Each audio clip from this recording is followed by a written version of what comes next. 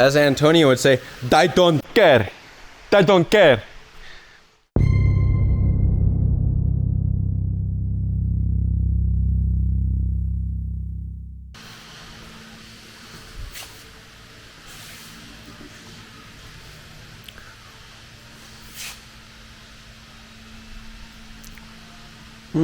Huh. Huh. Chop, cut, rebuild. We're checking in. Tundra's in. We're leaving it kind of in the bay right here just to have the initial, I was going to say a bad word, but if I think about it, I don't really need to say it then, right? So the initial mess and stuff coming off of it will be here. It'll be a lot easier. There's fuel dripping down there. Just Colin likes to kind of roll the dice. So whenever he knows there's going to be sparks, then we make sure that there's a small amount of fuel dripping just to kind of... Yeah, and we'll just keep, you know, it keeps us on our toes. It's precision like that, you know. It's like keeping the edge of the knife sharp. So anyways, a lot of wiring we want to deal with, and I think we want to do a rewire at least for the cabin appointments. The engine harness is okay. Cut just a small portion out so we can get all the wires that were connected that were not a plug situation just tucked to the front before we start doing the super dark art stuff, which is going to be cutting the main junction, right? So that's what Colin's doing. Mapping it out.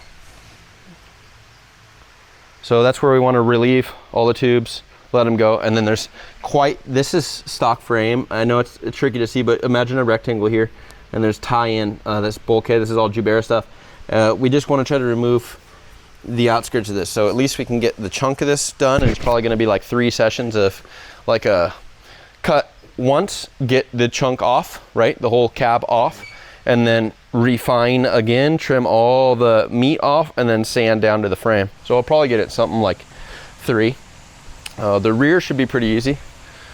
Cut, and that'll be the initial, and then bloop, face off. You're trying to say this, the cab was gonna cost us time. What do you mean? This needs to come off, and then this corner would have to come off.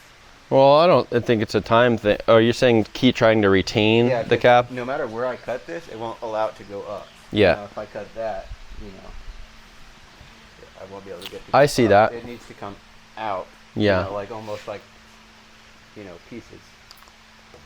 I see what you're saying. So. And that might work if we just take this chunk. Yeah, like that needs to come this way. Because you can operate from in here almost. There's no tube here, so it's just that going down there, and then that thing doesn't even go to the frame. Exactly. That thing we just don't need to even cut that or do anything. Exactly. So yeah, you might be able to just chunk, and then get that chunk out. Keep that portion. Yeah, I mean you could, if you needed to, you could even go here. Yeah. Just to get all that shit out, right? Definitely. You're gonna, I think whatever your method of operation is, I mean, it's probably going to be a juggling act between those two, but you might want to relieve a lot of it with the cutoff wheel because that Sawzall will seize. I guarantee this thing's upset. So when you get to your end of your cuts, and then you're just going to lose a blade into it every time. Or have a disco flying. Yeah. So you can do it like you're chopping a tree. Kind of come in at one spot.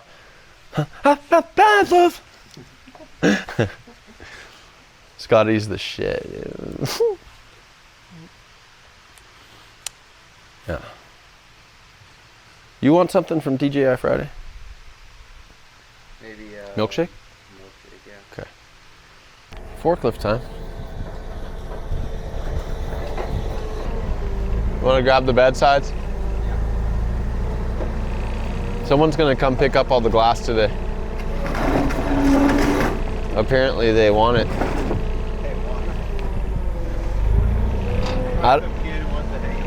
I don't know what we're still gonna hit.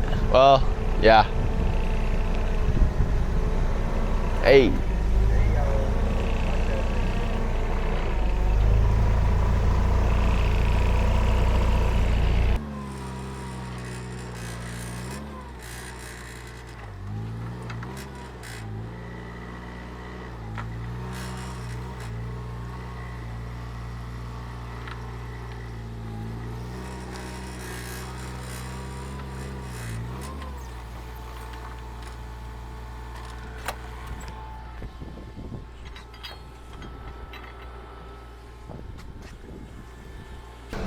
Pull it up, right? Pull it up and off. Yeah, I think the driver just support. You could even leave those little hooks on there. Slide off. Ready to come off. All the points are cut. A pillar area, B pillar, C pillar. The A pillar area is really the shitty stuff. It's enough to remove it, so we should get everything on, and then we'll put the doors on it, stuff a bunch of junk in it, and get it out of here. And stuff. Things. Stuff things. Stuff things.